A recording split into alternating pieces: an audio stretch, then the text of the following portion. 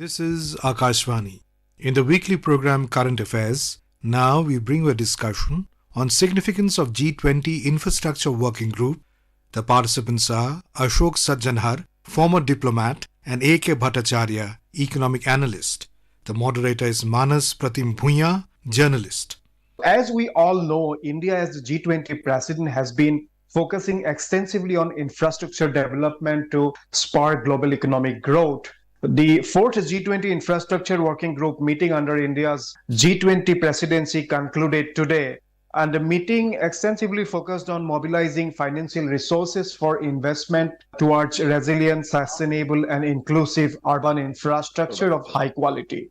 So, Mr. Bhattacharya, how do you see India's infrastructure push to ensure global growth? Well, there is no doubt that India has taken a lead in expediting growth and expansion in its infrastructure sector as part of the G20 initiative as well, because even if you take the world as such, infrastructure is an issue that cannot be ignored by even developed countries, because the need for sustaining and renewing infrastructure is a continuous requirement. So G20 has created this G20 Infrastructure Working Group. This is the fourth meeting, which is going to be the final meeting. You had 3 previous meetings under India's presidency, and they're focused on a lot of infrastructure-related issues. And as you rightly pointed out, it focused on how you can identify innovative instruments for mobilizing financial resources for achieving inclusive, resilient, and sustainable infrastructure investments across the world in that sense. So I am of the view that infrastructure has a lot of potential benefits outside the realm of government and the economy, because it directly touches the people, directly touches the economy, and directly touches even the climate change adaptation, climate change goals, because if you do not make sure that your infrastructure investments are taking place in a way that they don't adversely impact the climate, the environment issues. So therefore, infrastructure as a segment, as a sector, is a very critical sector. And the Indian government has paid a lot of attention to it, not just because it is important, but also because we do have a lot of catch-up to do in this sector. So that, I would say, is the criticality of this working group meeting that concluded today. And the focus has been on the right issues, which is how do you raise financial resources? There are many challenges in raising financial resources, particularly for infrastructure. There is always an asset liability mismatch in infrastructure sector, because the money that you raise are going to be invested in financial assets that will not give you immediate returns. So therefore, it is a major challenge in the financial sector to make sure that infrastructure investments do get the right kind of investments. Ambassador Sajjanhar, the G20 Infrastructure Working Group meeting has taken place just around 10 days after G20 summit that specifically outlined the growth trajectory for various countries, including countries in the global south. So how do you see the meeting of the fourth G20 Infrastructure Working Group in the context of the focus of the G20 leaders to work unitedly to drive the global economic agenda? Yes, thank you very much for having me on this show, Manas. I agree with what Bhattacharya has said, that infrastructure is a very critical element as far as economic development and growth of countries is concerned. And as far as infrastructure is concerned, it is particularly relevant and valid as far as developing countries are concerned, because it is the developing countries where we see that infrastructure is lacking, and we need really to speed up the infrastructure. So there have been all these meetings that have been taking place under India's presidency of G20. There are 4 working group meetings that have taken place so far. The current one yesterday and today is the 4th one. And before that, it was launched. The first working group meeting took place in Pune in January, the second one in Vizag in March, and the third one in Rishikesh in Uttarakhand in June. So all of them have basically been looking at the urban infrastructure, basically in terms of the construction in cities, how to make them the urban infrastructure resilient, sustainable, and inclusive. And in that context, also how to get more of private sector investment in the infrastructure, because we know that as far as governments are concerned, there have been so many crises that have been taking place in the world, whether it is the COVID-19 pandemic or it is the impact of the Russia-Ukraine conflict, that the finances of the governments are heavily stretched, heavily strained. So how is it that we can get the private sector to invest in these areas? And in that context, I think this is a very important meeting. It will be coming out with the final report on the infrastructure, on how countries can get together and get the infrastructure worked. Of course, as far as India is concerned, it has done a lot of important work as far as this infrastructure is concerned. In our own country, we have put a lot of emphasis on infrastructure. And I think the results for everyone to see that this is happening in a very impressive manner in terms of the roads that are being constructed, in terms of the other infrastructure that is being constructed, the new cities that are being constructed, the concept of smart cities that has been given, that we are going to construct 100 smart cities. And in that context, I think India has truly emerged as a world leader in this and as a role model, particularly as far as developing countries are concerned. So I think in these meetings, working group meetings, the delegations share the best practices that they have, what they have been able to achieve, also the challenges that they have. So I think in all these contexts, this is a very important meeting. And I think the final report that will emerge from here, of course, it will go through the Brazilian presidency. The co-chair of our meetings, all the 4 working group meetings have been Australia and Brazil, because Brazil takes over the next presidency. So all these reports will go there.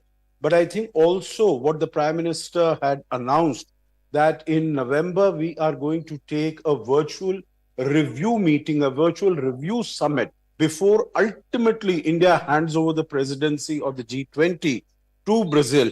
I think this report will also be submitted there, and the leaders will take cognizance of the good work, of the excellent work that has been done by this group. Manas. Mr. Bhattacharya, the 4th Infrastructure Working Group meeting was also to deliberate on the priorities of the 2023 infrastructure agenda, such as the World Bank report on the enablers of inclusive cities, the compilation of infrastructure tool to track the investments made by various countries in the infrastructure sectors. So how do you see these focus areas, and how can they actually deliver in realizing the goals that have been set by the leaders of the G20? Well, as you would know, that if you take a look at the communique that was issued, it amply clear that infrastructure which is sustainable and which is inclusive as well as resilient have going to receive very high priority attention from policymakers in the G20 countries. So taking that spirit forward, the 4th meeting, as I understand, has dwelled a lot on how the new model for financing cities of tomorrow should be structured. The urbanization, the growing urbanization, and the need for building cities will be very, very important element in sustaining not just the supply side requirement for the infrastructure sector, but also the demand side of any economy, where any infrastructure investments eventually result in creating more demand, and therefore virtuous circle is created to sustain growth, which is inclusive and sustainable. Now, as I understand, in the 4th meeting, a lot of attention has been paid to the role of technology in the way the cities of tomorrow will need to be financed. There's a lot of infratech is going to play a major role.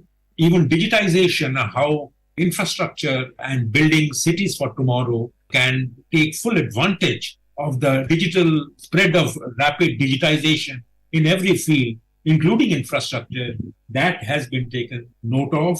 And plus the challenges to infrastructure arising out of climate change. Remember that the next climate convention is going to take place in Dubai in a few weeks from now. So therefore, infrastructure challenges which are posed for climate change will have also received a lot of due attention in the fourth meeting. There is another very, very important issue that has come up in these meetings and in the fourth and final meeting of the infrastructure working group, which is how infrastructure can be developed as an asset class. Because infrastructure is very important, a critical tool for ensuring that the cities and the countries, the people, the economic stakeholders, they can live and grow effectively and efficiently. But it is also an asset class that can be monetized in a way that maintaining infrastructure does not become a constant burden on the exchequer or the governments. So governments may come in and create infrastructure, but running and maintaining them as an asset class is also received due attention in these infrastructure working group meetings. So which I think is a very, very important element in the thinking process, because you have often seen that roads are built mostly by the government, but when the need comes to maintain the road, very often there is a lack of resources. So it is important to treat infrastructure as an asset class so that maintaining that asset is not necessarily a burden, but the infrastructure can be financed through a mechanism, whether it is the question of the toll road concept, or whether it is a question of a bridge, which when the users finance its maintenance. So a lot of attention has been paid to treating infrastructure asset class. And I think that's a very, very welcome forward movement.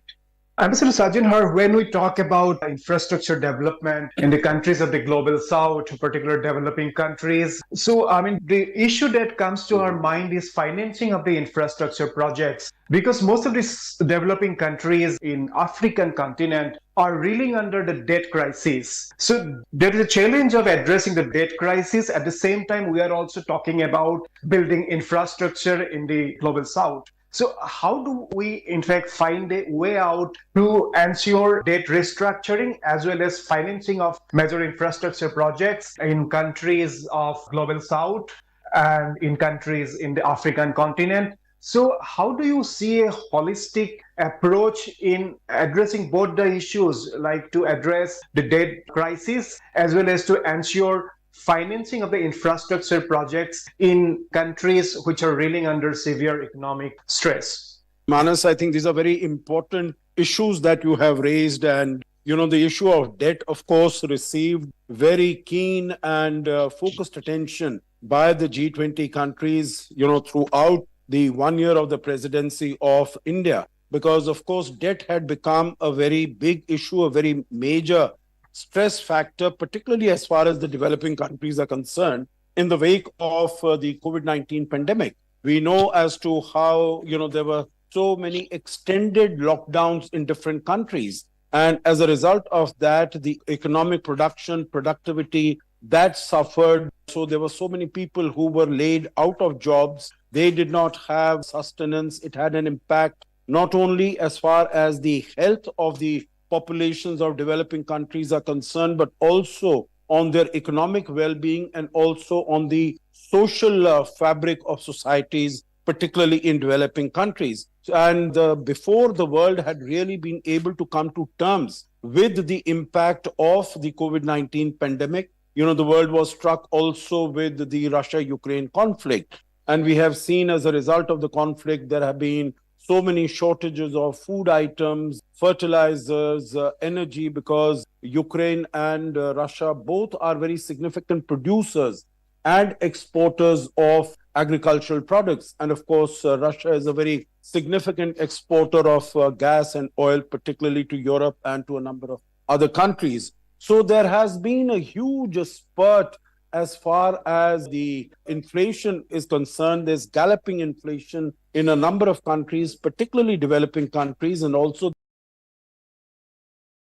in which G20 countries have been able to come to grips with this issue is in terms of reform of the multilateral development banks. And in that context, whether it is the World Bank, it is the Asian Development Bank, or the other financial institutions, there has been as to how their capacity needs to be enhanced, their capacity needs to be increased, and also in terms of their focus, how they can have a much broader perspective as far as the areas on which they are focused. It's not only poverty levels that they are looking at, but they are also looking at debt, they are also looking at climate, at housing, and across the board, so many issues.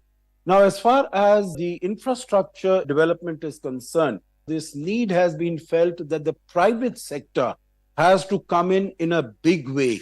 And that is the way out in terms of financing the infrastructure.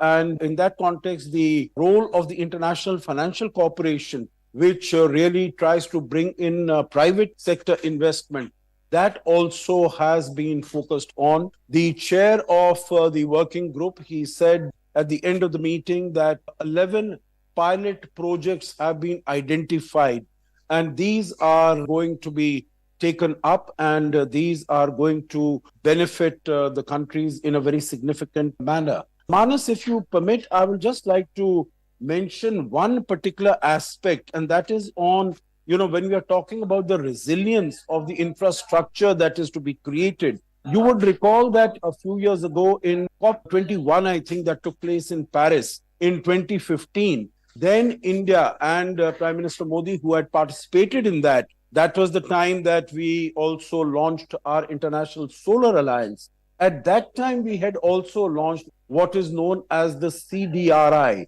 that is the Coalition for the Disaster Resilient Infrastructure. And that, I think, is very important because we see that there are so many disasters that have been taking place around the world, whether it is earthquakes, whether it is floods, or it is forest fires, or different other disasters. And so it is essential for the countries to get together and to ensure that we have a disaster resilient infrastructure that is created, so that the infrastructure that is created after so much of investment, of so much of funding and so much of resources, that it does not fall victim to the disasters that have become so very frequent as a result of the change in climate that we have been witnessing. And that is going to become even more pronounced as we go along towards the end of this century. Manas. Ambassador Sajjana, thank you for actually highlighting the significance of the CDRI that was launched by Prime Minister Narendra Modi in 2019. And now we have around 31 plus countries which have joined the CDRI. So, Ambassador Sajjan, do you think CDRI could be an alternative model to ensure infrastructure development in the African continent as well? I should think so, because I think, what CDRI really seeks to do is it seeks to get the best practices in terms of infrastructure creation.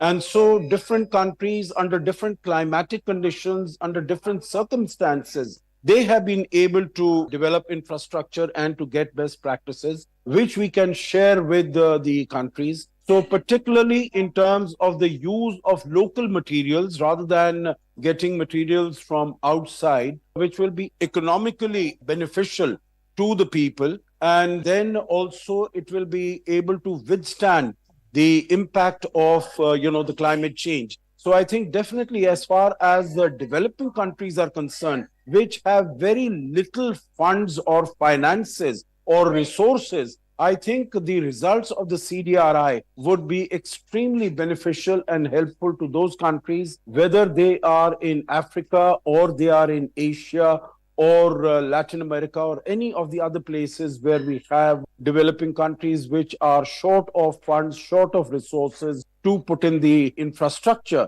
And the last point, if I could mention here also, Manas, very quickly, is that we see that as the populations of the countries are growing, there is a move from the rural areas to the urban areas. That is what we have seen in India also. So I think it becomes imperative that we really start thinking of sustainable infrastructure. India has taken very important steps in this direction, and these could definitely be shared to very good effect with the other developing countries also. Manas.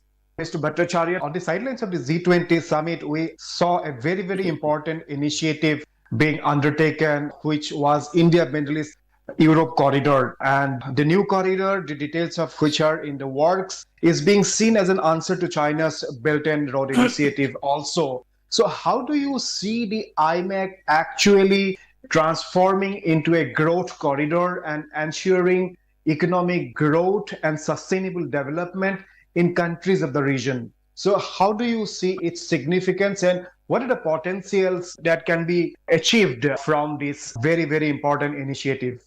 I am not going to go into obvious geostrategic importance and significance of the IMEC, but let me focus more on the economic significance of this new initiative that has been adopted at the G20 meeting on 9th and 10th. Now, as you would know, that this traverses a region which right now has connectivity, but that connectivity can be more efficient and more effective. Now, as you know, that there are segments where speed is of importance, and there are segments in the entire route where cost efficiency is equally important. And I think the manner in which the IMEC has been structured in both the elements of speed as well as cost efficiency have been taken into account. And there is no doubt that this uses the principle of multimodality of transportation to great effect, and therefore it will enjoy the specific advantages of a multimodal transportation system cutting across countries and regions which are both consumers as well as suppliers. So I have no doubt that this will be a very important initiative and important project wherein it will not only be a kind of a counter to the Chinese initiative on Belt and Road Initiative, but it will actually bring under one umbrella, infrastructure umbrella, zones, markets that can actually be sustained and furthered with the use of infrastructure. So there is no doubt about it, in my mind. Ambassador Sajjan Har, Prime Minister Narendra Modi at the ceremony where the IMEC was unveiled described the initiative as beacon of cooperation and innovation. So how do you see the significance of IMEC and Prime Minister Modi's comments that it can translate the economies of the region and it is a beacon of cooperation and innovation? Yes, Manas, when Prime Minister Modi, along with President Joe Biden of the United States, they were jointly unveiling this project. And President Joe Biden said that it's really a very big deal. And I think it's a very big deal because it provides an alternative route. We are going back to the historical old spice route that used to exist. And it existed for thousands of years. And now when we see that, the normal route of transportation of goods, services, energy, data, etc., from India, we see it through the Suez Canal. We have seen just a few years ago as to how a ship was stranded in the Suez Canal and it stopped traffic for a number of days. So that was impacting upon both in terms of security as well as the efficacy of that route. So going from here, we have excellent relations with all the countries through which this IMEC will pass, whether it is the United Arab Emirates. Of course, we'll have to decide what is the port we are going to use, whether it's going to be Fujairah, is it going to be Jebel Ali in Dubai, or through the UAE into Saudi Arabia. And then there are the prospects of the route going through Israel. And in that context, I think in a geostrategic manner, geopolitical manner, also it will have its own implications. And then through Jordan and on to Europe. So I think geopolitically and geoeconomically, the time that it will take for this, for the products to move from here to Europe will be lower.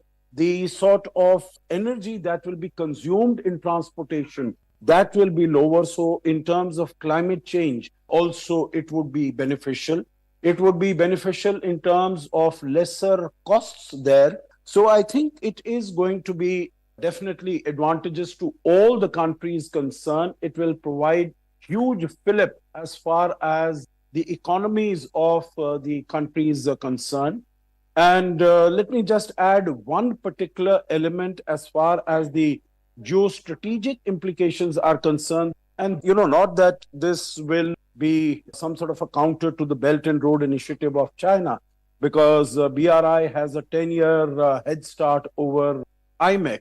But I think more importantly, that China is spreading its footprint in this region, in West Asia, in terms of its $400 billion deal with Iran, in terms of what it has been able to do in terms of relations between Iran and Saudi Arabia, the Belt and Road Initiative going through all these countries. So its footprint is increasing.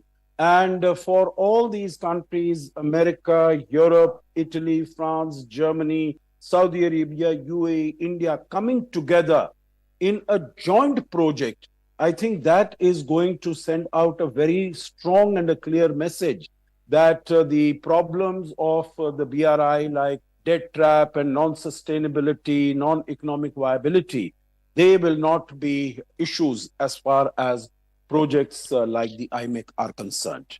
Manas. Mr. Bhattacharya, in fact, when we talk about infrastructure, definitely digital infrastructure is also emerging as very, very important component in overall economic growth. So how do you see India's push for digital public infrastructure? As a G20 president, India highlighted the need for according priority to role of digital public infrastructure in support of inclusive growth and sustainable development. So how do you see India's focus on DPI? There is no doubt in anybody's mind that in the last few years, India has made very, very fast progress in one, the entire financial payment architecture has been made into a model that the world would like to emulate. So that is one. And that financial payment architecture is riding on a vibrant digital public infrastructure, which is now not just staying confined to the financial sector, but also getting into the retail sector with the advent of ONDC. So we had created Aadhaar as a one digital public infrastructure, and we are now going to create ONDC in the retail sector. So I think there is no doubt that India has taken a huge lead in the digital public infrastructure and the financial payment architecture in a big way. And the advantage of these digital public infrastructure and payment architecture like this is that they enhance the efficiency and efficacy of the physical infrastructure as well. Remember that if we are talking in terms of raising resources far more in an innovative way for building physical infrastructure, this such financial payment architecture or the financial architecture itself will also get a boost. And it is important that we need to create new avenues and new sources for financing your physical infrastructure. There's no doubt about it. Ambassador Sajjanhar and Mr. Bhattacharya, thank you so very much for your detailed perspective on a very, very critical issue of infrastructure and financing of infrastructure, as India has been focusing extensively under its G20 presidency that in fact infrastructure development should be a key component in ensuring overall global growth. Thank you so very much. You were listening to a discussion on significance of G20 Infrastructure Working Group. The participants were Ashok Sajjanhar, former diplomat, and A.K. Bhattacharya, economic analyst. The moderator was Manas Pratim Bhuiya, journalist. This program was produced and presented by the News Services Division of Akashvani.